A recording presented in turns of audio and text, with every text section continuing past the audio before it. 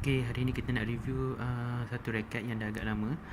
Kalau pada tahun 2018 ni, Yonex baru saja memperkenalkan flagship raket mereka untuk tahun ni daripada Astrax series, iaitu Astrax 88S King dan juga Astrax 88D Dominate.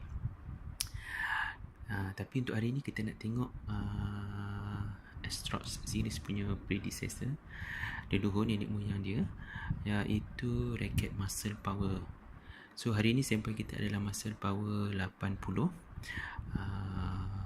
Raket ni dikatakan pernah digunakan oleh Peter Gade daripada Denmark sekitar tahun 2001. Okay, so kita tengok. Okay, macam biasa mula dengan butt cap. Macam biasa juga logo Yonex dan negara pengeluar Japan. Kemudian untuk dia punya handle, untuk sampel ni handlenya bersaiz G5. Okay, control cap pun tak banyak berubah daripada yang sekarang ni. Okay, standard control cap. Di bahagian depan dan belakang adalah logo Yonex dan perkataan Yonex. Di sisi kanannya ada laser engrave code. Okay, manakala di bahagian sisi kirinya adalah maklumat berkenaan saiz raket. Untuk sampel ni bersaiz 3U. Average berat dia, berat purata ialah 88 gram. So recommended tension adalah di antara 17 sehingga 22 pound. Apa yang saya dapati beza raket Muscle Power ni dengan raket-raket yang terkini adalah untuk bahagian control cap dia dekat bahagian dalamnya ni. Kalau siapa-siapa yang rajin baca untuk yang cara-cara mengenal pasti authenticity, ketulinan raket Yonex adalah di antara ciri-cirinya mempunyai lips di bahagian control cap. Tapi untuk raket Muscle Power ni dia tidak mempunyai lips. Dia berbentuk straight saja, tegak saja, seperti mana raket Carbonex yang lama-lama. Tapi walaupun dia tidak ada lips, tetap ada screw yang pegang shaft dan juga handle raket. So kalau kita buka dalamnya ni memang tak ada control lips dia. Okay, kita terus. Okay, kita pergi ke shaftnya tertulis model name Muscle Power. Okay, di bahagian depan dan juga di bahagian belakang. Okay, di bahagian kanan kita pergi dulu. Okay, dekat sini ada sedikit maklumat berkenaan dengan materialnya. Okay, yang pertama kita baca daripada kiri, ultra lightweight. Okay, untuk Muscle Power 80 ni dikatakan antara raket-raket terawal yang memecah tradisi. Dia dapat berat dalam kategori 4U, iaitu secara purata beratnya adalah 83 gram. Bukan sampel ni, tapi saiz yang lain lah. Untuk raket ni dia mempunyai saiz 4U, selain daripada 3U untuk sampel ni ya. So dia punya ciri-cirinya adalah ultra lightweight. Yang kedua, head heavy balance. Okay, raket ni dikategorikan dalam head heavy balance, iaitu balance point dia, BP dia berada di sekitar berhampiran dengan frame.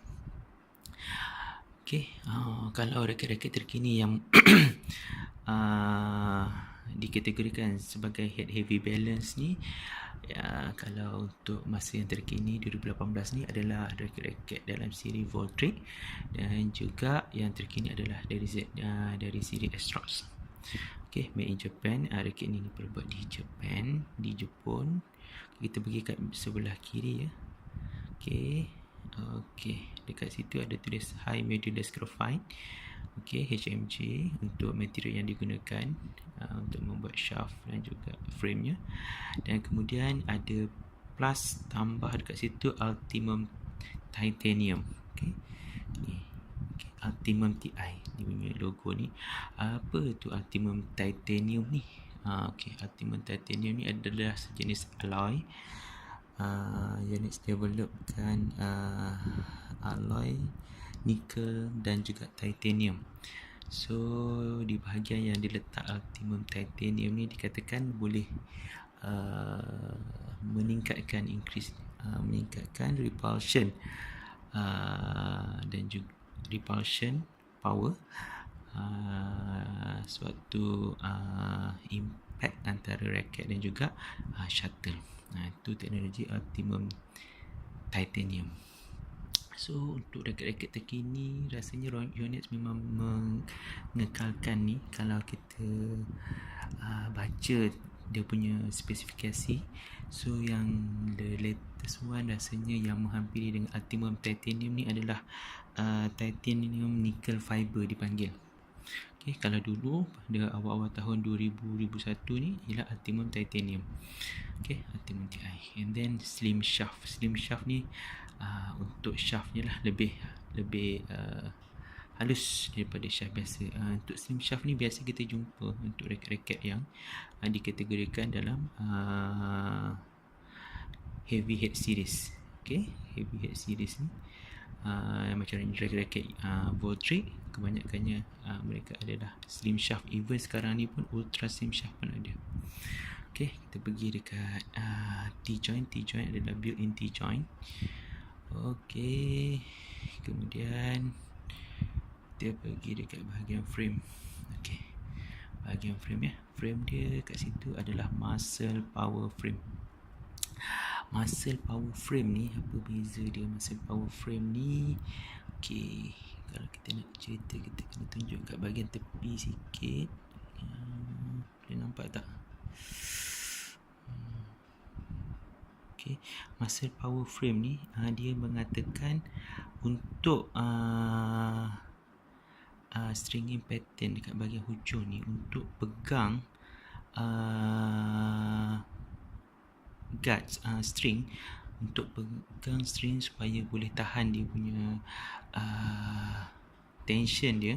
Jadi Yonex telah memperkenalkan muscle power frame di mana di hujung bahagian di bahagian frame ni bentuknya tu lebih berbentuk R radius. So itu adalah ciri untuk muscle power frame. Untuk kalau dibezakan dengan raket konvensional, dikatakan raket yang mempunyai muscle power frame ni lebih radius di bahagian hujung ni. So dia punya fungsinya adalah untuk pegang string, untuk lebih tahan lama dia punya tension dia. Di bahagian sisi frame ni pun kita boleh nampak macam continuous grommet untuk sekarang ni, tapi lebih besar. Jadi kalau ikutkan pembacaan dipanggil muscle power strips. Muscle power strips ni berada di bahagian kiri dan kanan frame ni. Antara pukul 4.5 dan juga 7.8. Kiri kanan ada. Itu adalah ciri yang menarik untuk raket muscle power 88 ni. Bila saya rasa dekat sini, raket ni memang box frame. Memang kita dapat rasa memang menonjol sekali box frame nya. Di bahagian atas dia ada continuous grommet, hanya grommet yang biasa. Stringing pattern dia adalah saya rasa stringing pattern dia ni grommet pattern agaknya lah, ni tak berapa nak pasti sangat, sebab bila kita search pun tak jumpa untuk dia punya grommet pattern ni.